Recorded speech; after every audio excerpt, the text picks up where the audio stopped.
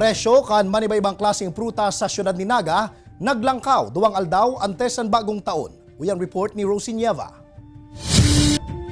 Duwang aldaw antes ang pagsabat kan bagong taon, nagdikit na subot ang supply kan mga prutas na nag-aabot sa syudad ni Naga. Sigun kay Eli Alparo, saro sa mga paratinda nin prutas sa syudad, ang pandemya asin epekto kan nakaaging kalamidad ang posibleng rason kan pagdikit kan supply kan mga prutas na nag-aabot sa seinda. Ini man subot ang resulta kan paglangkaw kan mga presyo kan kadaklan sa mga prutas. Kulang-kulang unyan supply sa pagbagyo kang sa Bisaya. Nadamay ang supply tao. Taduman man ang kadaklan hali sa inda. Sa ngunyan kaya, nagkapira sa mga prutas na naglangkaw arog kan pakwan, ang dating nasa 40 pesos ang kilo, alagad ngunya nasa 60 pesos na. Ang dalanda na dating nasa 60 pesos na ang kilo, alagad ngunya nasa 80 pesos naman. Ang grapes naman na dating nasa 280 ang kilo, ngunya nasa 300 na asin pwede pa subutin ning magsakat nin hasta sa 350 pesos. Ang lansones na dating nasa 200 na ang kilo, alagad nagsakat naman sa ngunyan sa 300 ang kilo.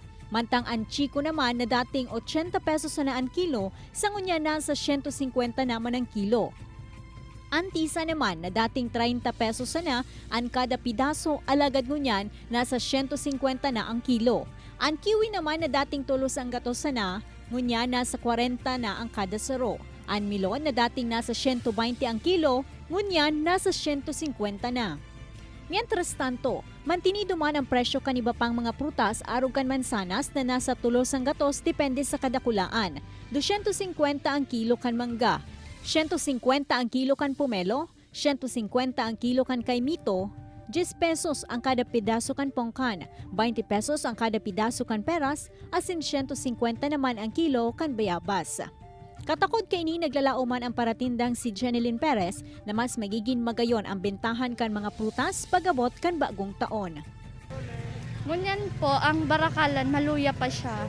And ina-expect mi po sa 30 on 31, mas madakol pa po ang barakalan ta. Kaipuan ng maray ang prutas na mga bilog po baga. Kaibanan si Carlo Abonita, Rosie Nieva, Balitang Bicolandia.